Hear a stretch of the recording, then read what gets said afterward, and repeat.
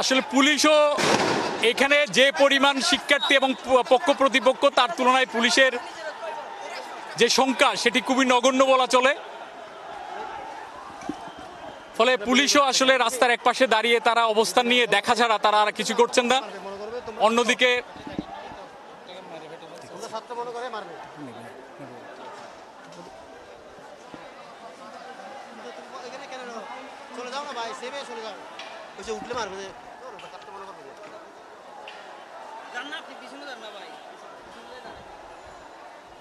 তো চট্টগ্রামে 3:30টার পর থেকে এখন 5টা 19 এখনো পর্যন্ত সেই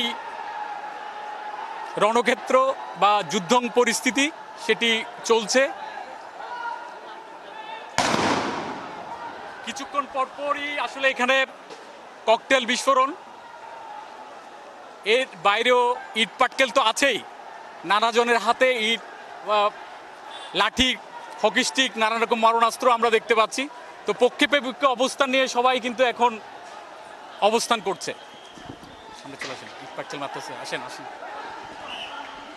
বন্ধা, উপরে উপরে উপরে উপরে উপরে প্লিজ।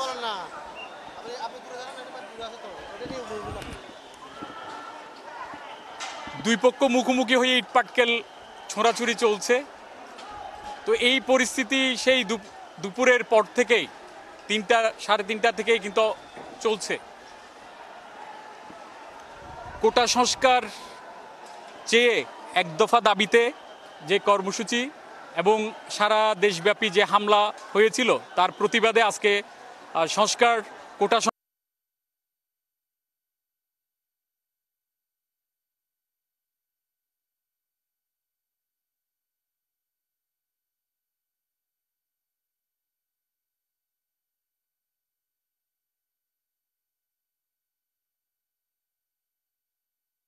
আমরা আবার দেখতে পাচ্ছি যে এখানে রাস্তার দুই ধারে অনেকে আটকা পড়েছেন, অনেক ভবনে অনেকে আটকা পড়েছেন, তারা এই ভবন ছেড়ে যেতে পারছেন না।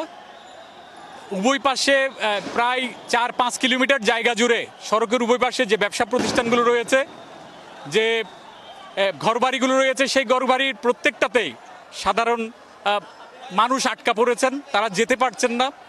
অনেকে নিজের জীবন হাতে নিয়েই রাস্তা পাড়ি দিচ্ছেন ঝুঁকি নিয়ে। উভয় পক্ষে এখানে মারমুখী অবস্থানে রয়েছে, সেটি আমরা দেখতে পাচ্ছি। কিছুক্ষণ আগে আমরা দেখেছি একজন পুলিশ সদস্য তার চোখে মারাত্মকভাবে আহত হয়েছেন। একইভাবে সাধারণ শিক্ষার্থী যেমন আছেন, ছাত্রলীগের কর্মীরাও আছেন, তারাও এই ঘটনায় হামলায় শিকার হয়েছেন, অনেকে হাসপাতালে গেছেন। এখনো পর্যন্ত কিছুক্ষণ পরপর থেমে থেমে সেই ককটেলের আওয়াজ চলে যাচ্ছে। কোটা সংস্কার নিয়ে যে আন্দোলন ধারাবাহিকভাবে চলছিল তারই পরিপ্রেক্ষিতে ছাত্রলীগ মনে করছে যে যারা কোটা সংস্কার আন্দোলন করছেন তারা যে স্লোগান দিচ্ছেন সেটা দেশের বিপক্ষে যাচ্ছে বা সেটা দেশের ভাবমূর্তিকে ক্ষুণ্ণ করছে। এই ফলে তারা এটা প্রতিহতের ঘোষণা দিয়ে তারাও যেমন রাজপথে আছে, অন্যদিকে কোটা সংস্কার আন্দোলন যারা মনে করছে যে তারা চাকরি পাচ্ছেন না তাদের জন্যে, ফলে তারা তাদের সেই দাবি নিয়ে রাজপথ দখল করে সে আন্দোলন চালাচ্ছেন।